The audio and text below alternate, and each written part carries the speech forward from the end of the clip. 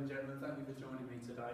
I'm going to discuss obviously the Stockwell Street site and what we want to get across to you, Maritime FM, through this presentation. And it's purely just advice really and pointers that we feel we can point you guys in the right direction to help assist you with the move. The project team's priorities during this stage will be facilitating the successful handover of the building in line with the project programme, and in the period immediately following, concluding all aspects of the building contract, including the inspection of defects as they are rectified, or the production of certification required by the building contract. Other services will also be required during this period.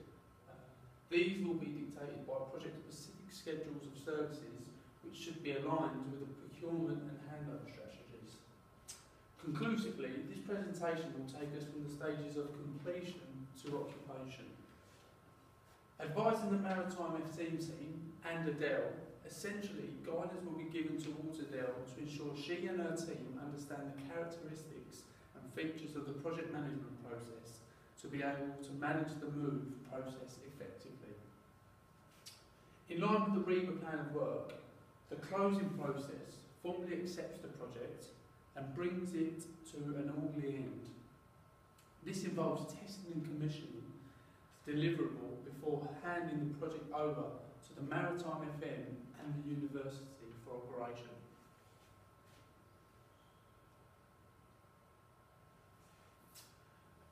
Just as a reminder really, in relation to the handover and occupation process, in line with the construction programme, the school is due for occupation late August 2014.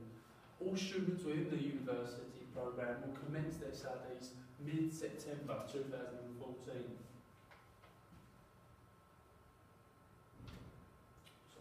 The construction contract with Osborne is shortly to conclude. Throughout this presentation, as I've just mentioned, advice respects to the handover process, occupation process and asset management will be given in line with yourselves, Maritime FM, relocating to your new facility. Now we come on to talk about the stakeholders, and who the stakeholders effectively are and their role and the importance of their role in relation to the risk. The stakeholders concerned with the new School of Architecture design and construction project is anyone with an interest in the business. Stakeholders are individuals, groups or organisations that are affected by the activity of the university. Internal stakeholders are conclusively groups within the business, in simple terms respective to the new School of Architecture design and construction project, staff and the students. External stakeholders are groups outside the business, for example, community groups. The first point of call is to identify all the stakeholders, which I'll come on to do so shortly. As a follow-up really, the University of Greenwich's new School of Architecture design and construction project has a wide range of stakeholders with different interests, all of whom will have significant and different levels of influence over the eventual success or failure of the project. Stakeholders can be classified according to their potential impact on the project. The matrix on the next slide clearly demonstrates a simple diagram whereby I have identified stakeholders' interests and influence measured against a scale mechanism tool. The matrix identifies those stakeholders with an ability to directly affect the outputs or benefits. The said stakeholders are referred to as key stakeholders, and it's the key stakeholders that following the next slide I'll go into a bit more detail whereby I can identify to you guys their importance and the risks associated with them.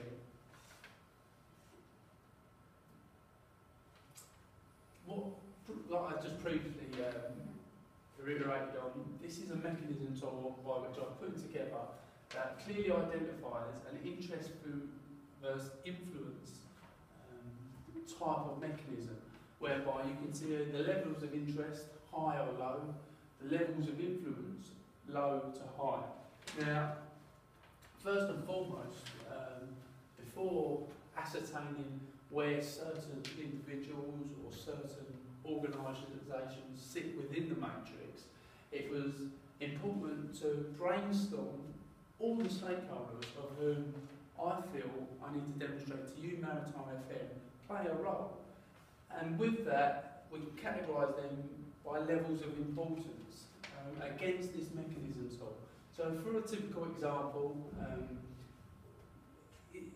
the circle in the middle sort of represents the importance and the means of communications offset against the different organisations. So for a typical example, a minimal effort really would need to be put into the likes of the local authority planners, UNESCO, because their involvement was at the early stages, the Greater London Authority, residents and local businesses. Reason being, because their level of interest is low and their level of influence, if truth be told, is also low. So this now brings us over to the level of interest of organisations that is high, but their level of influence is low. And they're categorised as keep informed people, or keep informed organisations in respects to communication. And they can be people like, or organisations like the staff, the students, the department heads, university governors and marketing teams.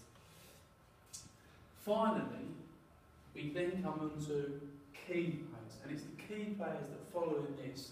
I'm going to go into a bit more detail in respects to what and why they are key players. So against the mechanisms of the matrix, the level of interest is high, but their level of influence is high, hence why they're key players. And under them key players, I've come up with the cleaners, the security staff, the maintenance and the cash staff. Now, although I've identified them individually, they would fall under yourselves, Maritime FM, and your umbrella, because fundamentally it will be yourselves and Adele dealing with those types of organisations. The professional team. Now, the way that this contract is set up and the procurement of the scheme is it's a traditional build in respects that professional bodies don't fall under the Osborne umbrella because it isn't design and build. So they play a key role, which also I'll come to talk about in a bit more detail following this. The CA, the PM, obviously a key player in terms of sign-off, etc. Yourselves, FM, facilities management, again a key player, and we'll come on to that. Suppliers, what I mean by suppliers, people like your ICT equipment, your FF&E, furniture fit, they're again key players because they're integral to the occupation and they're integral to the move. Without them, you've got no end facility ready for your intake of students and staff come in September. And most crucially, and arguably the most important of all the key players and the stakeholders, Osborne. I'm now going to take you a bit further into this and expand ever so more slightly.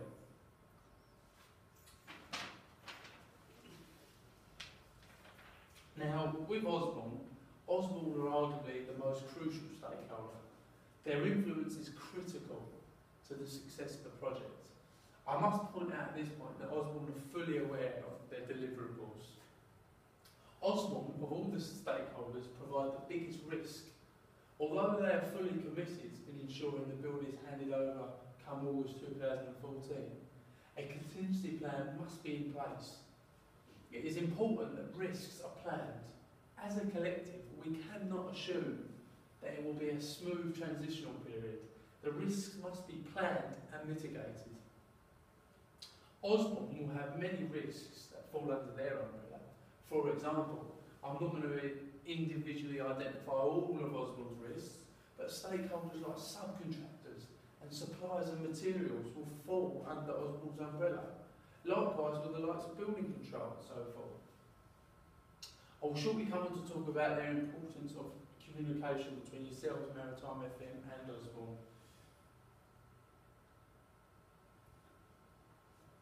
Now, in terms of maritime facilities management yourself, as I previously mentioned, I must briefly point out that the likes of the cleaners, the security staff, the maintenance staff, and the CAF all fall under facilities management umbrella. They are external bodies that are critical to the running of a facility. They are integral to the occupation. Communication is key with such bodies, as they must be clearly be informed with dates by yourselves. It must be remembered that they will have suppliers and staff that they will need to organise and manage ahead of the occupation and the move to the new facility.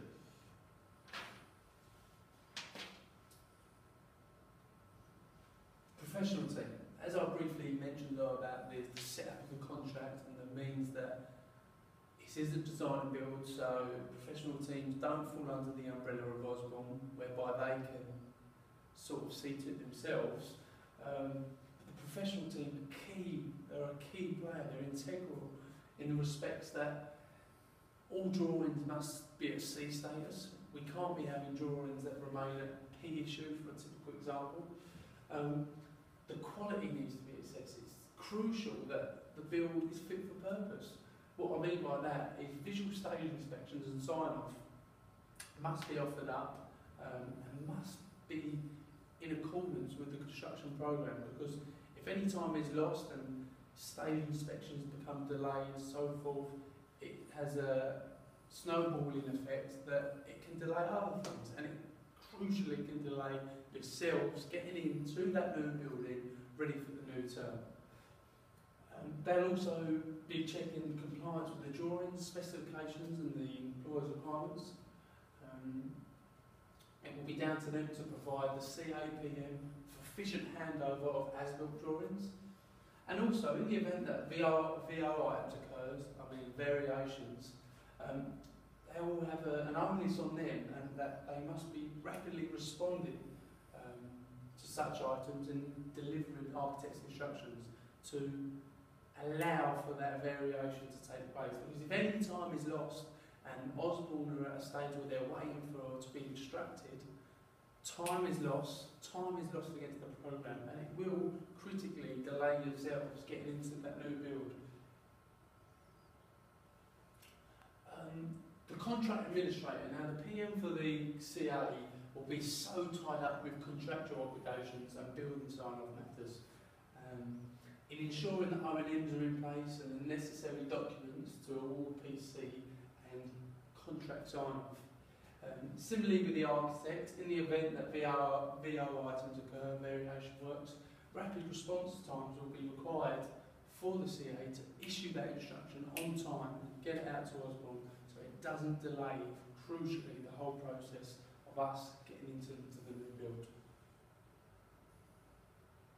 And as I previously mentioned on suppliers, your FF&E, your furnishings, furniture and equipment, and your ICT. Key suppliers need to be party to meetings and means of communication, because likewise they form an integral part of the process. They are integral to the occupation of the new building. I just want to importantly make a quick notice on this, that in relation to the matrix tool mechanism that I had on the previous slides, you would have known that there was the key players, but there was also a section there that identified keep informed. I just want to bring to your attention that stakeholders that fall under the keep informed umbrella, i.e. staff and students, that they become key players in the event that the delivery of the project overruns.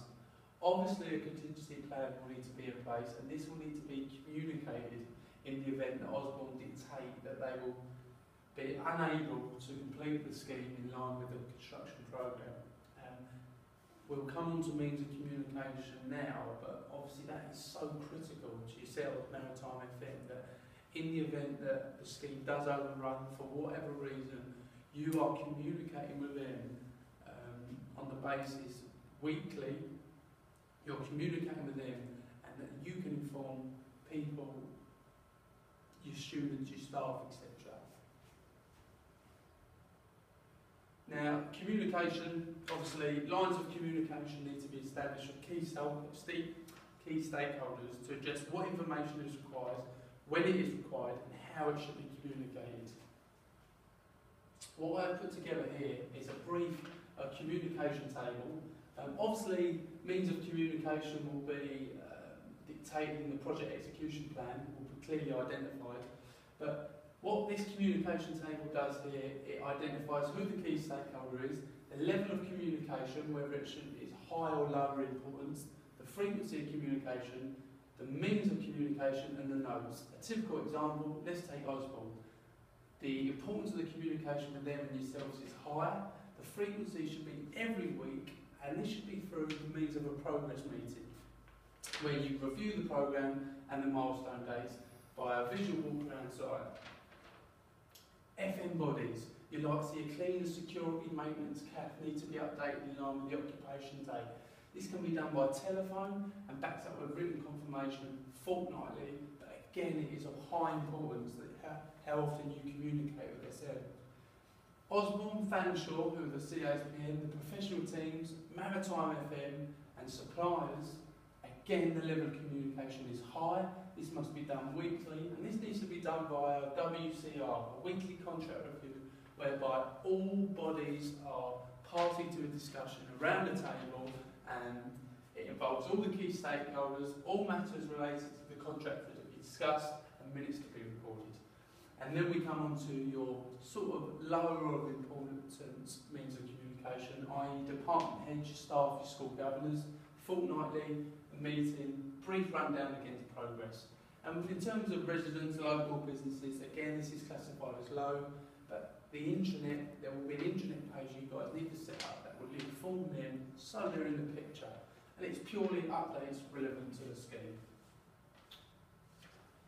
Transfer of data, defects liability period, you guys need to understand the defects protocol, the relationships between the end user and Osborne during the 1 year's liability defect period.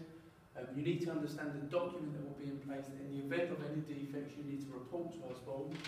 The key contacts to be provided to Maritime FM reference the year's liability defects period.